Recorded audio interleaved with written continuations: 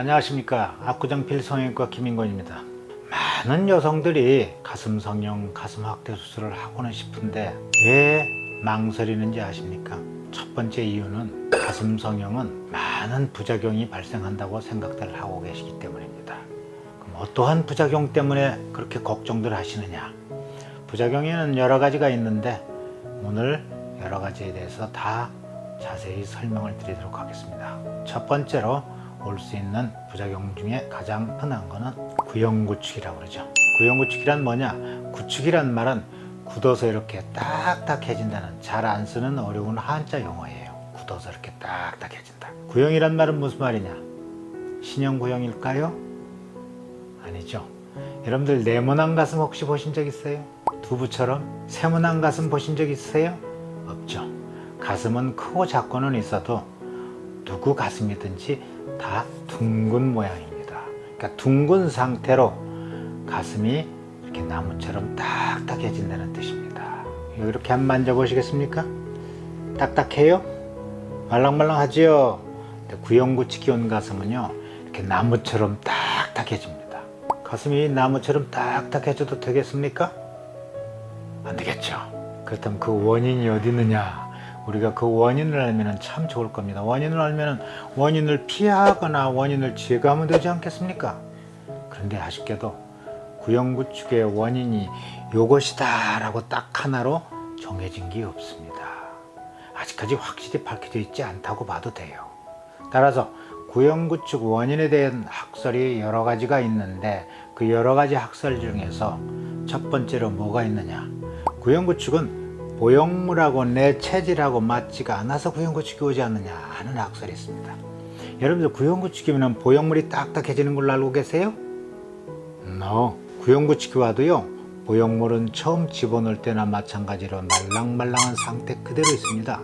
그럼 뭐가 딱딱해지느냐? 주위에 있는 내 살이 딱딱해지는 것입니다. 막과 함께. 그럼 주위에 있는 내 살이 왜 딱딱해지느냐? 보형물하고 내 체질하고 맞지가 않으니까 내 살에서 거부 반응 같은 반응이 일어나고 있는 그 상태가 구형구축이에요. 그렇다면 이렇게 딱딱한 가슴하고 살 수 있어요? 보형물을 빼내버려야 되겠죠. 그럼 보형물을 빼내면 어떻게 되겠습니까? 보형물이 딱딱해진 거라면 이거 보형물을 빼내자마자 바로 괜찮아지겠지만 내 살이 딱딱해진다고 했으니 보형물을 빼내버리면 돌은 납작해버린 주제에 또 딱딱하기까지 해서 문제가 하나 더 생겼죠. 그런데 말입니다. 보형물을 빼내고 나서 얼마 지나지 않아도 언제 이렇게 딱딱했던가 하고 믿기지 않을 정도로 신기하게 수술 전 상태대로 다시 똑같이 돌아갑니다.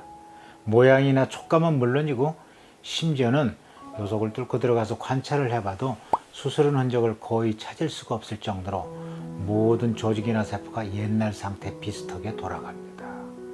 딱딱하게 조였던 막도 많이 상쇄가 되고요. 자, 이런 걸로 볼 때 보형물이 들어와서 생겼던 구형구축이 보형물을 빼내니까 없어지는 걸로 볼 때, 아하, 구형구축의 유력한 학설 중에 하나는 이 보형물하고 내 체질하고 맞지가 않아서 그렇지 않느냐라는 학설이라고 할 수가 있겠죠. 두 번째 학설은 어떤 것이느냐? 수술할 때 출혈이 많게 되면 피가 고일 수 있겠죠. 고인 피가 굳으면 어떻게 되겠습니까? 딱딱하게 되죠. 같은 이치로 출혈 때문에 구형구축이 일어나지 않느냐, 출혈이 많으면 거기에 여러 가지 균도 살아서 남아 있을 수가 있고 이런 때문에 출혈이 구형구축을 일으키지 않느냐 하는 게 두 번째 학설입니다. 두 번째 학설은 출혈이 구형구축을 일으킨다. 세 번째 학설은 어떤 것이느냐? 수술할 때 유방조직에 손상이 많으면 많을수록 구형구축의 확률이 엄청 증가한다고 보고가 되어 있습니다.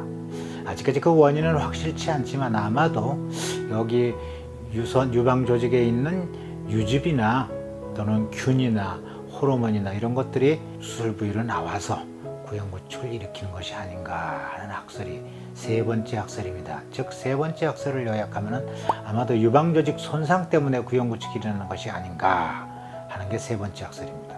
그 외에 네 번째 학설로서는 외부나 내부에서 어떤 균이 침입을 해서 이물 반응이나 염증 반응을 일으키기 때문에 구형구축이 일어나는 것이 아닌가 하는 게 네 번째 학설입니다.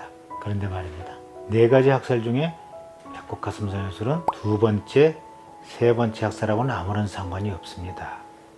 어떻겠냐고요? 배꼽 가슴 성형은 출혈이 거의 없어요. 출혈이 거의 없다란 말은 출혈이 있어봤자 서너 방울 이상 안 나온다는 뜻이에요. 수술하는 내내. 그런데 말입니다. 겨드랑이나 유륜이나 밑선으로 하는 경우에는 출혈이 많게 되면 피주머니를 반드시 차야 된다고 그러죠. 겨드랑이나 유륜이나 밑선으로 수술할 경우에 출혈이 많게 되면 수술이 끝날 즈음에 양옆에 생사를 찍고 이런 관을 삽입해서 피주머니를 차야 됩니다. 그런데 우리 배꼽 가슴 성형술은 출혈이 거의 없기 때문에 피주머니 찰 이유가 하나도 없죠. 전혀 차지 않습니다. 배꼽 가슴 성형술은 출혈이 거의 없기 때문에 두 번째 학설, 출혈이 구형구축을 일으킨다는 학설하고도 아무런 상관이 없습니다.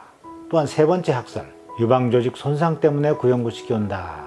배꼽 가슴 성형술은 유방조직 손상과는 아무런 상관이 없어요. 배꼽 언저리에서요, 복부 피하 지방을 통해서 바로 근육 뒤에 보형물을 삽입하는 수술이기 때문에 유방조직 손상과는 아무런 상관이 없습니다. 따라서 두 번째 학설, 세 번째 학설은 우리 배꼽 가슴 성형술하고는 아무런 상관이 없어요. 그 외에 배꼽 가슴 성형술은 주로 인체에 안전하고 유익하기까지 한 식염수 보형물을 사용하고 있습니다. 그래서 배꼽 가슴 성형술은 겨드랑이나 유륜이나 밑선으로 하는 코제를 이용해서 하는 수술보다 훨씬 더 구형구축 확률이 낮지 않은가 하는 것은 제 연구 결과입니다. 왜냐? 코젤은 수술한 뒤에 시간이 지날수록 구형구축 확률이 줄어들지 않고 계속 나타날 수가 있습니다. 왜냐? 코젤 보형물 안에 있는 실리콘 젤이 미세하게 밖으로 나오거나 또는 어느 세월이 지나면은 터져 나와서 주위 조직하고 계속 반응을 할 게 아니겠습니까? 실리콘 젤은 이물질입니다. 바로 이 이물질하고 내 살 조직하고 계속 반응을 하게 되면은 구형구축을 일으킬 수가 있기 때문에 코젤은 수술한 뒤에 바로 괜찮다고 해서 구형구축을 안심할 수가 없습니다. 세월이 오래 가면 갈수록 구형구축 확률이 계속 있을 수가 있어요. 하지만 식염수 보형물은요, 수술하고서 짧으면 3개월, 길면 6개월 이내에 구형구축이 안 일어나면 앞으로도 영원히 일어나지 않습니다. 왜냐?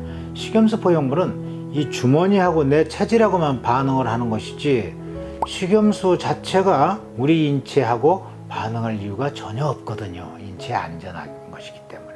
따라서 생리식염수 보형물로 수술을 하게 되면 적어도 아무리 늦어도 6개월 이내에 구형구축이 안 일어나면 완전히 구형구축에서 해방이 되고 앞으로도 구형구축에 대한 염려를 전혀 안 하셔도 됩니다. 이런 까닭으로 배꼽 가슴 성형수술을 하시는 분들 식염수를 이용해서 하시게 되면 구형구축 확률이 1%도 안 돼요. 그래서 배꼽으로 가슴 확대 수술하시는 분들은 구형구축 염려를 안 하셔도 되겠습니다. 충분히 이해가 되셨나요? 되셨으면 웃어주시기 바랍니다.